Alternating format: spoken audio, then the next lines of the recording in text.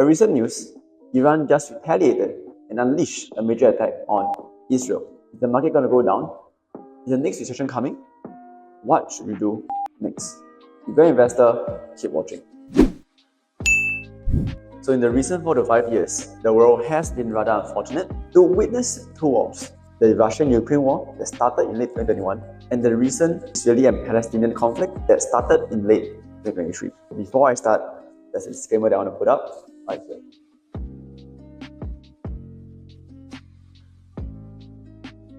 With that being said, I believe most investors out there will be curious how geopolitical events typically affects the stock market. Let's find out. Usually, when a war breaks out, these are some impacts on the economy. You do have the loss of GDP, right? Unless the war takes place in another country, you create employment, there's damage to buildings or infrastructures, rise in national debts or higher taxes in the future, inflation, opportunity costs, example, a decline in healthcare, psychological costs, innovation or new technology, and also a decline in working population. So these are the 9 things that typically affects the economy when a war happens. But I won't cover them all. I only cover 3 main things that is a really big concern.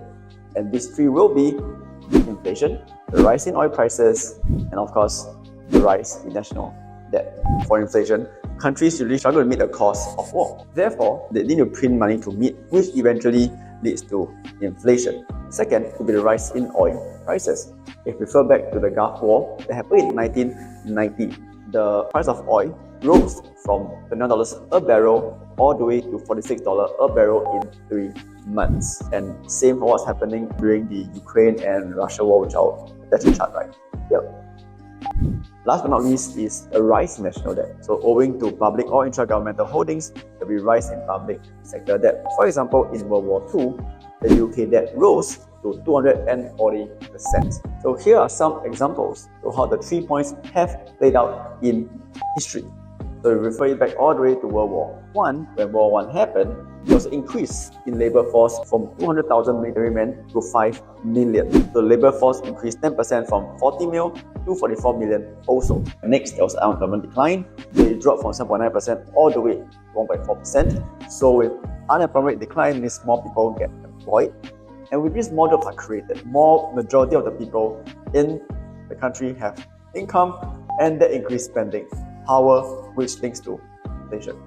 And last but not least is they actually raised tax and they sold war bonds too. They have to borrow money from the public and they have to print money that would ultimately cause inflation at the back. And selling bonds will actually prevent the public from opposing the war. An interesting fact is by Hugh Rockoff of Amber Research Associate. The total cost of World War I to the US was approximately $2 billion, or it's actually 52% of the gross national product at that time. And the debt during World War I, right, it increased significantly during the point in time. And the CPI is up 110%. CPI ultimately shows the current inflation rate of the economy. You can see in this chart. Also, during World War I, the stock market of the Dow Jones Industrial Average have plunged significantly. And let's refer it to also World War II that happened in 1939 to 1945. Unemployment rate also dropped because 17 million jobs were created. Corporate profits after tax doubled, and the tax revenue increased more than 3 times to over 20% of its GDP. There were definitely higher debts, as mentioned, because the gross debt was over 120% of its GDP, and the increased GDP skyrocketed to over 70% in 1942, and of course, higher inflation. The inflation rose to as high as 20%. So how did it affect the stock market? I can attach a chart right here. But during such wars, commodity prices will be one of the key concerns. Copper, oil, wheat, sugar, coal, gold, talks, aluminum, we have all those. The commodities prices actually rose significantly, differing from the stock market. Why did commodities increase during times like that? Because all these are materially essential materials that is needed to fund the war, especially oil. Oil is in everyday lives, from transport, you are traveling overseas. Even if you want to eat the simple meal, every ingredient that the restaurant have is transported via trucks, airplanes, those are all oil. So if oil price increases, it will rise a lot of cost, and that's called cost push inflation, which drives inflation in the longer run. And this is rather relevant in the recent wars that we have faced. during the Russia-Ukraine war, the oil prices significantly increased during the point in time. And this is also witnessed in recent Iran and Israeli war. Today, the oil prices is at a really high price. So these are the things that investors would like to know.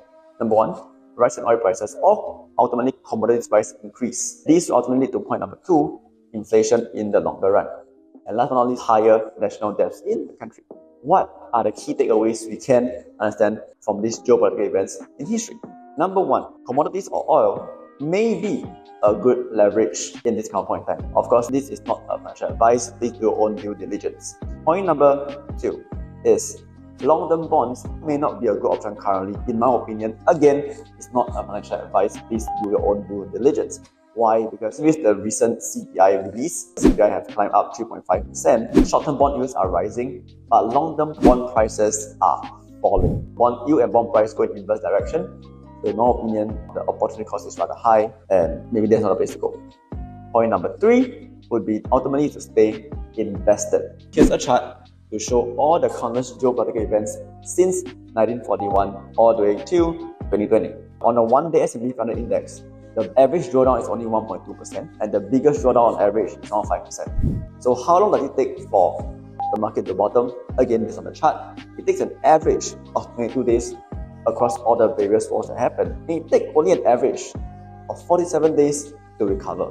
And here's a chart to show how the stock market has performed across a longer run time frame. We have went through countless geopolitical events.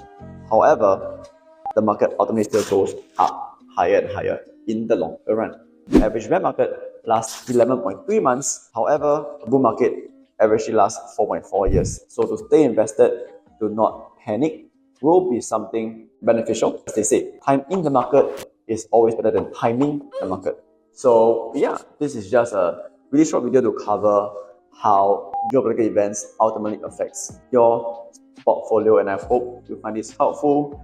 Do let me know if you agree with my pointers in the comments below, and I'll see you next time.